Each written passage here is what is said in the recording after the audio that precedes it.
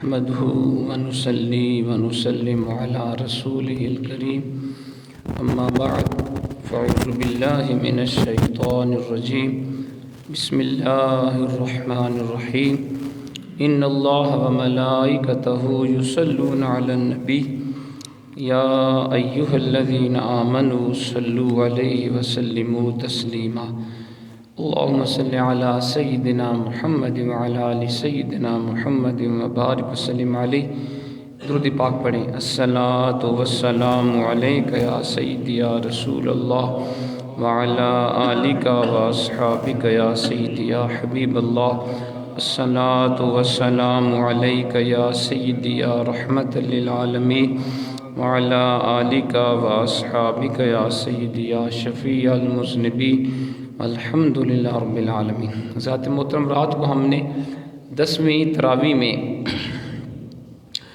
12واں سپارہ ثلاثہ اور 13واں نصف سنا، اس کی اہم مضامین کا خلاصہ سماعت فرما لیجیے۔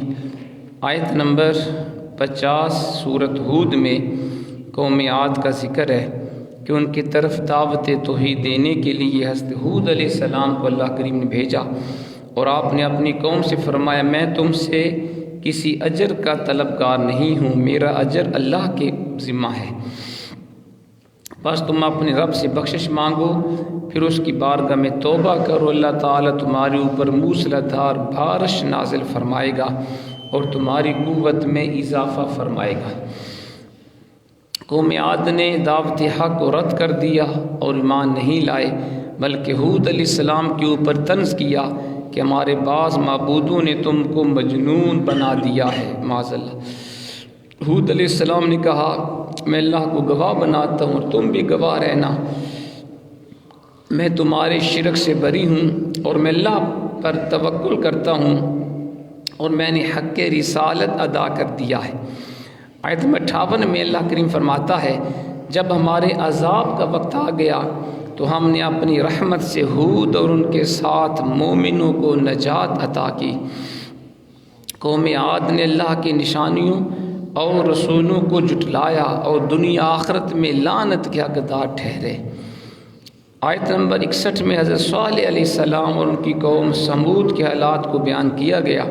حضرت صالح علیہ السلام نے کہا میری قوم اللہ وحدہ لا شریک کی عبادت کرو، اس سے بخشش مانگو اور اس کی بارگاہ میں توبہ کرو، اس نے تمہیں زمین سے پیدا کیا اور اس پر آباد کیا۔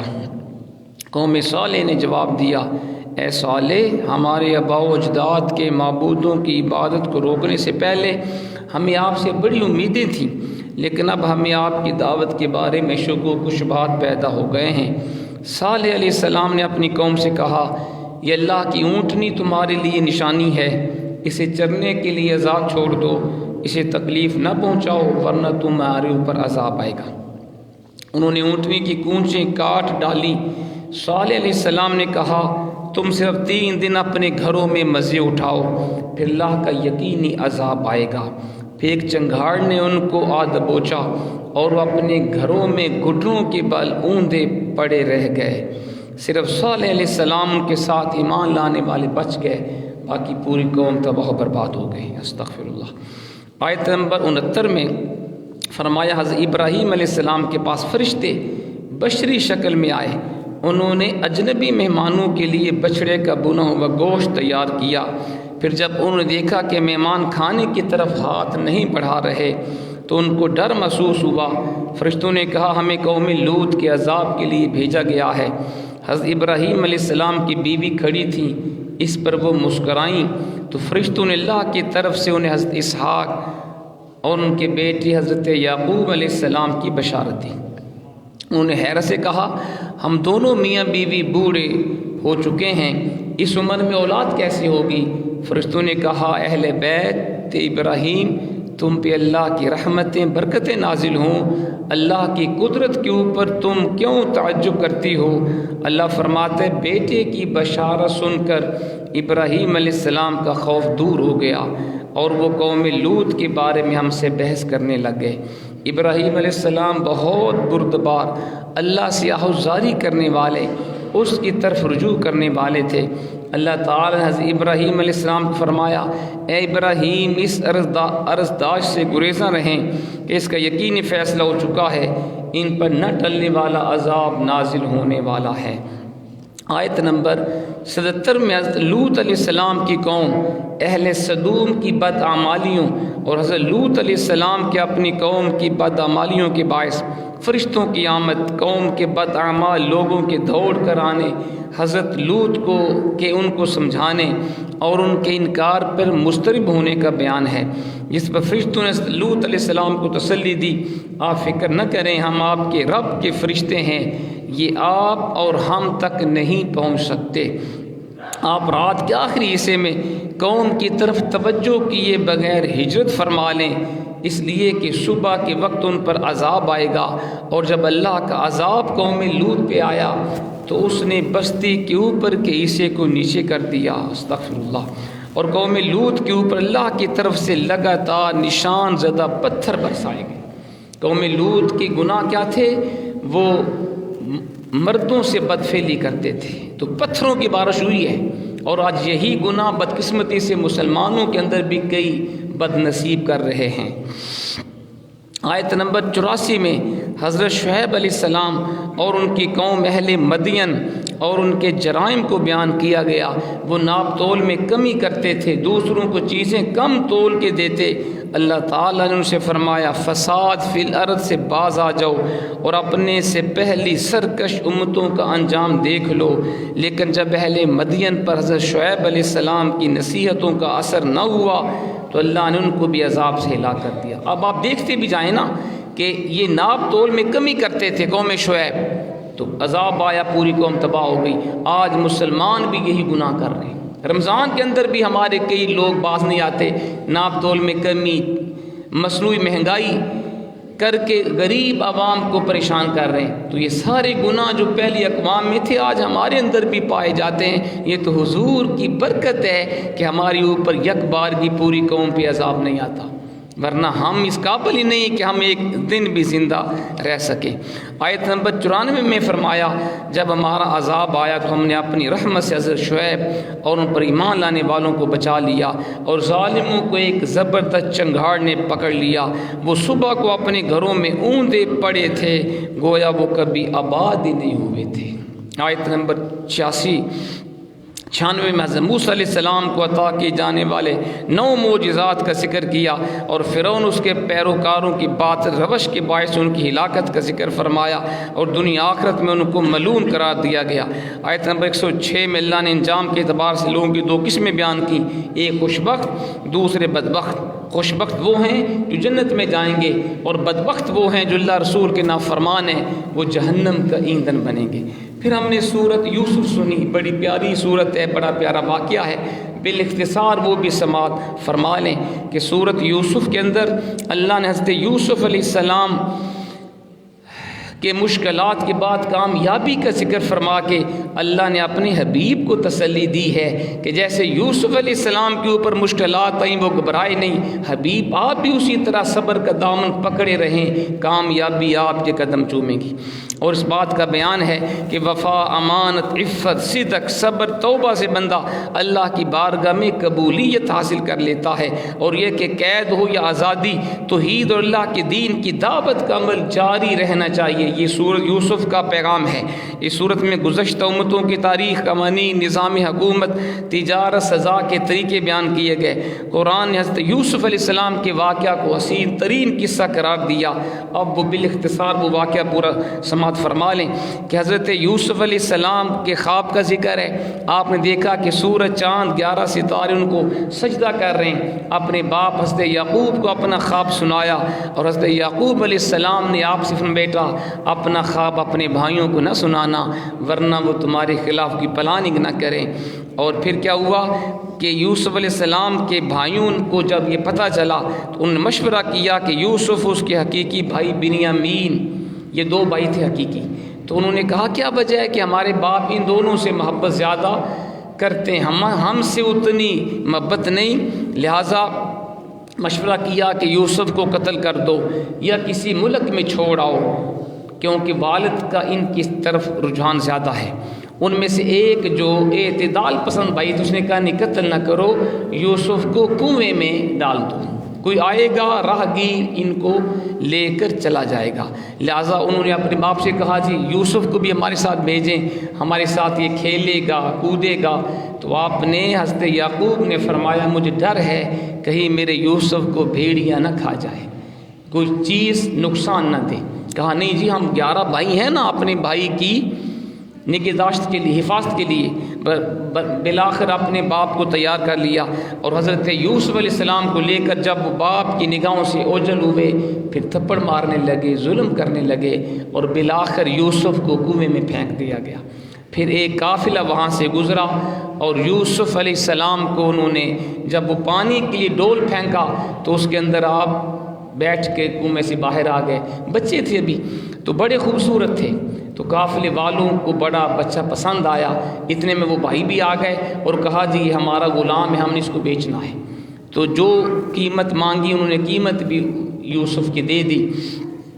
پھر وہ قافلہ لے کر یوسف علیہ السلام کو مصر میں پہنچا، اور عزیز مصر اس نے وہ بچہ خرید لیا، کیونکہ لوگ اس وقت بچوں کی غلاموں کی خرید و فروخت بھی کرتے تھے، تو آپ بڑی خوبصورت تھے۔ اب اللہ کی شان دیکھیں کہ عزیز مصر کی بیوی کا نام تھا زلیخا، اور عزیز مصر کی اپنی اولاد کوئی نہیں تھی۔ جب خوبصورت بچہ ملا تو اپنی بیوی سے کہا اسی کو ہم اپنا بچہ بنا لیتے ہیں۔ کہا ٹھیک ہے۔ اب آپ عزیز مصر کے گھر میں آپ جوان ہوتے ہیں اور خوبصورت بڑے تھے، زلیخا کے دل میں فطور آیا جب آپ جوان ہوئے تو اس نے برائی کی نیت سے دروازے بند کر دیے، آپ کو گناہ کی دعوت دی، لیکن قرآن کہتا ہے اللہ کے نبی نے کہا معاذ اللہ، میں اللہ کی پناہ مانگتا ہوں میں یہ گناہ نہیں کروں گا۔ تو اس نے سب دروازے بند کیے ہوئے تھے، اللہ کے نبی اپنی عزت کو بچاتے ہوئے دروازوں کی طرف بھاگے۔ اب اللہ کی شان دیکھیں، سب دروازے مقفل تھے لیکن اللہ نے اپنے نبی کی عزت کو بچانے کے لیے جس دروازے کے پاس جاتے وہ دروازہ کھلتا جاتا۔ جب آخری دروازے پہ پہنچے تو عزیز مصر آگے کھڑا تھا اور زلیخا پیچھے بھاگ رہی تھی، اور آپ کی قمیض پیچھے سے پکڑ کے اس کو کھینچا جس سے قمیض پھٹ گئی۔ جب عزیز مصر سامنے آیا زلیخا نے پینترا بدلا اور کہا اس دیکھو سر خرید غلام کو، تیری بیوی کے ساتھ بری نیت رکھتا ہے، برا ارادہ اس نے کیا ہے۔ تو آپ فرمایا میں نے برائی کا ارادہ نہیں کیا، اس نے کیا ہے۔ اب کون فیصلہ کرے سچا کون ہے؟ انہی کے خاندان میں سے ایک نے گواہی دی، بعض نے لکھا وہ چھوٹا بچہ تھا دودھ پیتا، تو اس نے گواہی دی، کہا یوسف کی قمیض کو چیک کر لو، اگر قمیض پیچھے سے پھٹی ہے تو مطلب یہ ہے یہ بھاگ رہا تھا، زلیخا نے قمیض کھینچی، پھر زلیخا قصوروار ہے، اور اگر یوسف کی قمیض آگے سے پھٹی ہو تو اس کا مطلب یہ ہے کہ یوسف قصوروار ہے جب قمیض چیک کی پیچھے سے پھٹی ہوئی تھی۔ اب عزیز مصر نے کہا اب بتا زلیخا قصور کس کا ہے؟ تو کوئی اس کے پاس جواب نہیں تھا۔ اتنے میں جب یہ خبر پھیلی تو مصر کی خواتین نے زلیخا کو ملامت کی، دیکھو اپنے زر خرید غلام کے اوپر عاشق ہو گئی، طرح طرح کی بات ہے۔ جب زلیخا کو پتہ چلا اس نے سب معززین خواتین کی دعوت کی اور ان کو سیب فروٹ وغیرہ پکڑا دیے، چھریاں بھی دے دیں، اور حضرت یوسف سے کہا کہ آپ نے درمیان سے ان کے سامنے سے گزرنا ہے۔ جب آپ نے اپنے چہرے سے نقاب اٹھایا اور جب عورتوں کے درمیان سے گزرے، جب عورتوں کی نگاہ حسن یوسف پہ پڑی تو وہ پھل فروٹ وہ سیب کاٹ رہی تھیں، اتنے آپ حسین تھے، عورتیں آپ کے حسن میں محو ہو گئیں اور بجائے وہ فروٹ کاٹنے کے اپنی انگلیاں کاٹ لیں، کسی کو درد کا احساس نہیں ہوا۔ یہ قرآن کہتا ہے، اور سب نے کہا کہ ما ھذا بشر، یہ انسان نہیں، ان ھذا الا ملک کریم، یہ تو کوئی معزز فرشتہ ہے۔ اب جب یہی واقعہ صحابہ کرام نے سورہ یوسف میں پڑھا، حضور کی بارگاہ میں کہتے حضور حسن یوسف کو دیکھ کر مصر کی عورتوں نے اپنے ہاتھ کاٹ لیے، آپ تو یوسف کے بھی امام ہیں، آپ کا حسن و جمال تو یوسف سے بھی کئی گنا زیادہ ہے، لیکن آپ کے چہرے کو دیکھ کے کبھی کسی نے ہاتھ نہیں کاٹے۔ تو سرکار دو عالم نے فرمایا صحابہ اصل بات یہ ہے میرے حسن کو میرے رب نے چھپا کے رکھا ہوا ہے، میرے حسن کے اوپر غیرت الہیہ کے 70 پردے ہیں، اللہ نہیں چاہتا میرے حبیب کو میرے سوا کوئی اور دیکھے، اس لیے اگر ایک بھی پردہ اٹھا دیا جاتا تو لوگ ان کی حالت اس سے بھی دیگر گوں ہو جاتی جیسے عورتوں کی ہوئی تھی۔ اور پھر یہاں بھی کسی عاشق نے کہا کہ اس کا کہ وہ بڑا پیارا شعر بھی ہے کہ حسن یوسف پہ کٹی مصر میں انگشت زنا، حسن یوسف پہ کٹی مصر میں انگشت زنا، سر کٹاتے ہیں تیرے نام پہ مردان عرب۔ کہا حضور حسن یوسف کو دیکھ کر عورتوں نے تو ہاتھ کاٹے تھے، آپ کے صحابہ نے تو آپ کی رخ بدعا کو دیکھ کے اپنے سر کٹا دیے، جنگوں کے اندر اپنے سروں کو قربان کر دیا ہے۔ آپ کے عشق اور محبت میں تو آپ کا تو حسن و جمال کئی گنا زیادہ ہے۔ بہرحال پھر یہ ہوا کہ حضرت یوسف علیہ السلام نے جب دیکھا کہ اب میرا یہاں رہنا بہتر نہیں ہے، فرمایا مجھے جیل میں جانا پسند ہے لیکن برائی کرنا گوارا نہیں ہے، لہذا زلیخا کے کہنے پہ حضرت یوسف علیہ السلام کو جیل میں بند کر دیا گیا۔ کئی سال آپ بے گناہ جیل میں رہے۔ پھر وہاں 2 قیدی ایسے آئے، انہوں نے خواب دیکھی، ایک نے دیکھا کہ وہ انگور سے شراب نچوڑ رہا تھا اور دوسرے نے دیکھا کہ اس کے سر کے اوپر روٹیاں تھیں اور پرندے ان کو کھا رہے تھے۔ حضرت یوسف علیہ السلام کو اللہ نے خوابوں کی تعبیر کا علم بھی دیا ہوا تھا، تو انہوں نے آپ سے پوچھا آپ بتائیں جی ہماری خواب کی تعبیر کیا ہے؟ فرمایا میں تمہیں تعبیر بتاؤں گا، اور آپ نے پھر تعبیر بتائی۔ فرمایا کہ جس نے انگوروں سے شراب کو نکالتے ہوئے دیکھا ہے، اس کی تعبیر یہ ہے وہ اپنے پہلے عہدے پہ بحال ہوگا اور وہ بادشاہ کا مقرب غلاموں میں شمار ہوگا، اور جس نے دیکھا ہے کہ اس کے سر کے اوپر سے روٹیاں پرندے نوچ رہے ہیں، اس کی تعبیر یہ ہے اسے سولی پر چڑھا دیا جائے گا اور اس کا گوشت پرندے کھائیں گے۔ اور پھر ایسے ہی ہوا۔ پھر ان میں سے جس کو رہائی ملی تھی، آپ نے کہا تھا کہ عزیز مصر سے میرا بھی ذکر کرنا، لیکن وہ بھول گیا۔ اتنے میں جو ان کا بڑا بادشاہ تھا فرعون مصر، اس نے خواب دیکھا، جو ان کا بڑا تھا بادشاہ، اس نے خواب یہ دیکھا کہ 7 گائیں ہیں طاقتور، اور وہ 7 دبلی گایوں کو کھا رہی ہیں۔ پھر اس نے دیکھا کہ 7 سٹے ہیں سرسبز اور باقی 7 سٹے سوکھے ہوئے ہیں۔ اس کو سمجھ نہ آئی کہ اس خواب کی تعبیر کیا ہے، تو جو اس کے اپنے درباری نجومی تھے، خوابوں کی تعبیر بتانے والے، بادشاہ نے کہا مجھے تعبیر بتاؤ۔ انہوں نے بڑا اٹکل پچو لگائی لیکن کسی کو خوابوں کی تعبیر نہ ملی۔ وہ بندہ جس کو رہائی ملی تھی، حضرت یوسف نے کہا تھا کہ تم اپنے پہلے منصب پہ فائز ہوگے، اسے فوراً یاد آیا کہ یوسف تو خوابوں کی تعبیر جانتا ہے۔ بادشاہ نے کہا مجھے بتائیں جی میں ایسے آدمی کو جانتا ہوں جو آپ کے خواب کی تعبیر بتائے گا۔ وہ بادشاہ سے اجازت لے کے جیل میں آیا، حضرت یوسف علیہ السلام کو خواب سنائی، آپ نے فوراً تعبیر بتا دی۔ فرمایا جو تم نے 7 طاقتور گائیں دیکھیں وہ دبلی پتلی کو کھا رہی تھیں، پھر بادشاہ نے دیکھا 7 سٹے ہیں سرسب 7 سوکھی۔ فرمایا اس کی تعبیر یہ ہے کہ تمہارے مصر کے اندر پہلے 7 سال خوشحالی آئے گی، زیادہ فصلیں اگیں گی، اگلے 7 سال قحط آئے گا، خشک سالی ہوگی، اور اس کا حل یہ ہے کہ جب خوشحالی کے سال ہوں 7، اس میں تم گندم وغیرہ کاٹو، ضرورت کی الگ کر لو، جو ضرورت سے زائدہ اسے سٹوں میں ہی چھوڑ دو، اسے سٹاک کر لو، تاکہ جب 7 سال کہتے کہ آئیں گے تم اس گندم سے اپنا گزارا کر لینا۔ آپ نے بہترین تعبیر بھی بتا دی اور اس کا حل بھی بتا دیا۔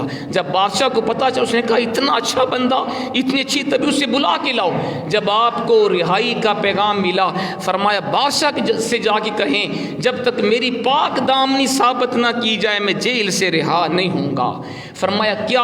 فرمایا مصر کی عورتوں کو بلا کے بادشاہ کو کہو، عورتوں کو بلا کے میرے بارے پوچھے کہ یوسف کا کردار کیسا تھا۔ پھر بادشاہ نے ان سب عورتوں کو بلایا، کہا قسم دے کے مجھے بتاؤ جو جیل میں زلیخا نے بند کیا ہوا یوسف وہ کیسا بندہ ہے؟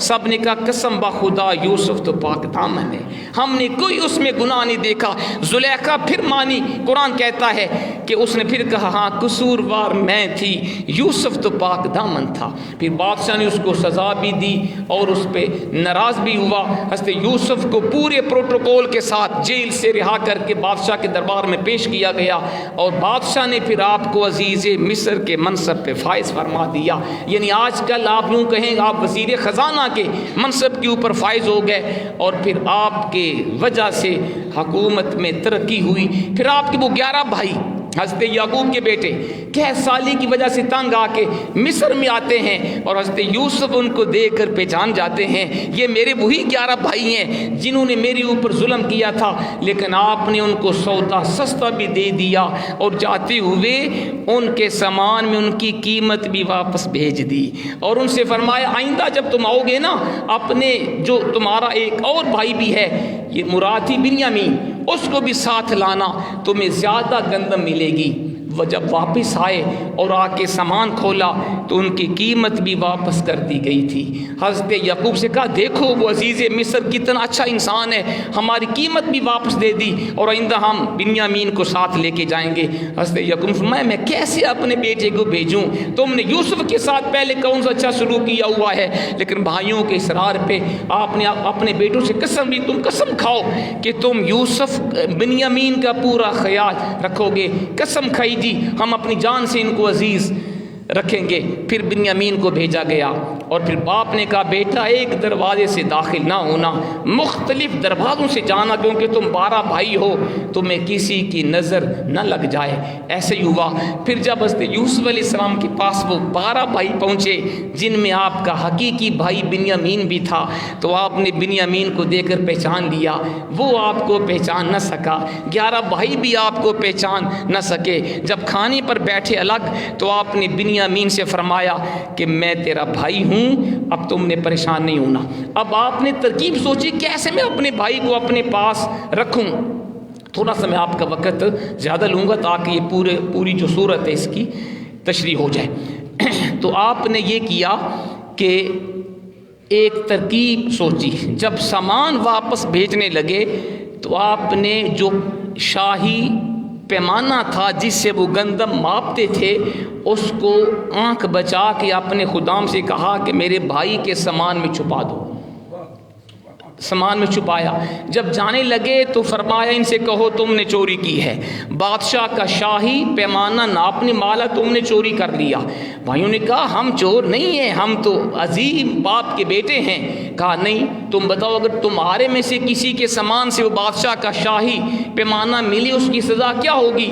کہا جی جس کے سامان میں ملے اس کو غلام بنا لیا جائے، اور یہی سزا ہمارے کنعان کے قانون میں بھی ہے۔ لہذا آپ نے سب بھائیوں کے سامان کو چیک کیا، کسی کے سامان سے وہ پیالہ نہ ملا۔ بالآخر جب بنیامین کا سامان چیک ہوا تو وہاں سے وہ پیمانہ مل گیا۔ فرمایا اس کا مطلب اس نے چوری کی، اب یہ واپس نہیں جا سکتا۔ اس طریقے سے آپ نے اچھے انداز میں اپنے بھائی کو اپنے پاس ٹھہرا لیا۔ اب بھائی 11 پریشان ہو گئے، ہم نے پہلے بھی یوسف کے ساتھ بڑا ظلم کیا اور باپ نے تو ہم سے قسم لی ہے کہ تم بنیامین کو واپس لاؤ گے، اب کیسے جائیں واپس؟ جو بڑا تھا اس نے کہا بھی میں تو نہیں جاؤں گا، کون سا منہ لے کے جاؤں باپ کے پاس؟ تم جاؤ اور جا کے کہو کہ تمہارے بیٹے بنیامین نے چوری کی ہے، اگر یقین نہیں آتا قافلے والوں سے پوچھ لے جو وہاں پہ تھے۔ حضرت یعقوب کو جب بھائیوں نے جا کے بتایا، اب میں نہیں مان سکتا میرا بیٹا چور نہیں ہے، میں نے اپنی اولاد کی تربیت ایسے نہیں کی۔ فرمایا جو بھی ہو میرے بنیامین نے چوری نہیں کی۔ پھر آپ نے خط لکھا حضرت یوسف کی طرف کہ بھائی آپ کو کسی نے غلط بتایا، ہم چور نہیں ہیں۔ اور پھر جب بھائی دوبارہ قید سالی سے تنگ آ کے دوبارہ عزیز مصر کے پاس مصر میں پہنچے تو پھر حضرت یوسف علیہ السلام نے ان کو کھول کے بتا دیا اور پوچھ لیا ان سے کہ حل علمتم ما فعلتم بیوسف، کیا تم جانتے ہو تم نے یوسف کے ساتھ کیا کیا تھا؟ تو انہوں نے کہا انت یوسف، کیا آپ ہیں یوسف؟ قال انا یوسف وہذا اخی، ہاں میں یوسف ہوں، یہ میرا بھائی ہے۔ قد من اللہ علینا، اللہ نے ہمارے اوپر احسان کیا، تم نے تو مجھے کنویں میں پھینک دیا تھا، تم نے تو مجھے موت کے منہ میں ڈال دیا تھا، یہ میرے رب کا کرم ہے، اس نے مجھے بچایا بھی اور مجھے عزیز مصر کے منصب پہ فائز فرما دیا۔ پھر بھائی بڑے پریشان تھے، اب کیا ہوگا جی؟ لیکن اب دیکھیں جو اس میں سبق ہے، حضرت یوسف نے کیا فرمایا، لا تثریب علیکم اليوم یغفر اللہ لکم وہو ارحم الراحمین، آج تم سے کوئی بات پرس نہیں ہوگی، کوئی کسی کو سزا نہیں ملے گی، میں نے سب کو معاف کر دیا، اللہ تمہیں بخشے۔ تو سبق یہ ہے کہ ہمیں بھی اپنے بھائیوں کو معاف کرنا چاہیے، اپنے رشتہ داروں کی غلطیوں سے درگزر کرنی چاہیے۔ ہم کسی کو معاف نہیں کرتے، اللہ کے نبی نے اپنے ظالم بھائیوں کو معاف فرما دیا ہے۔ اور یہی آیت ہمارے پیارے آقا نے فتح مکہ کے موقع پہ یہی قرآن کی آیت پڑھی تھی، جب کفار مکہ کے سامنے حضور نے خطاب کیا تھا، جن کفار نے حضور کے اوپر 13 سالہ ظلم کیے، حضور نے یہی آیت پڑھ کے کہا تھا آج میں نے سب کفار کو معاف کر دیا۔ یہ ہمارے آقا کی سیرت بھی ہے، معاف کرنا، درگزر کرنا۔ حضرت یوسف کی سیرت بھی یہ ہے، لیکن آج ہم کسی کا قصور معاف نہیں کرتے۔ بالآخر جب یہ پتہ چلا کہ یہ ہمارا بھائی ہے تو بھائیوں کو معاف کر دیا گیا۔ حضرت یوسف علیہ السلام نے اتنے میں جب بنیامین کے بارے پتہ چلا تھا کہ بنیامین کو اس نے بادشاہ نے پکڑ لیا ہے، حضرت یعقوب اتنے پریشان ہوئے کہ آپ کی آنکھوں کی بینائی چلی گئی تھی، نابینا ہو گئے تھے۔ حضرت یوسف کو جب پتہ چلا کہ میرا بھائی، میرا باپ میرے فراق میں اور بنیامین کے فراق میں نابینا ہو گئے ہیں، آپ نے اپنی قمیص بھیجی۔ یہ قرآن کہتا ہے، فرمایا اذهبوا بقمیصی ھذا فالقوا علی وجہ ابیۃ بصیرا، یہ میری قمیص لے کے جاؤ اور میرے باپ کی نابینا آنکھوں کے اوپر پھیرنا، اللہ میری قمیص کی برکت سے میرے باپ کو بینائی واپس عطا فرما دے گا۔ لوگ کہتے ہیں اللہ والے کیا دیتے ہیں؟ اللہ والے آنکھوں کو بینا کرتے ہیں، آنکھوں کا نور ختم ہوا واپس کرتے ہیں۔ یہ اللہ کے بندوں کی قمیص کی شان ہے۔ جب قمیص لے کے وہ اپنے بندہ بھیجا، ادھر بندہ چلا مصر سے، کنعان کتنی دور تھا علاقہ، حضرت یعقوب کو اپنے بیٹے یوسف کی قمیص کی خوشبو آ گئی۔ یہ قرآن کا واقعہ بیان کر رہا ہوں۔ فرمایا انی لاجد ریح یوسف لولا ان تفندون، میرے بیٹوں مجھے یوسف کی خوشبو میں محسوس کر رہا ہوں، اگر تم مجھے پاگل نہ سمجھو۔ تو بچوں نے کہا ابا یوسف کہاں، کتنا عرصہ ہو گیا یوسف کو فوت ہوئے، آپ کو خواہ مخواہ اس طرح کا خیال آیا؟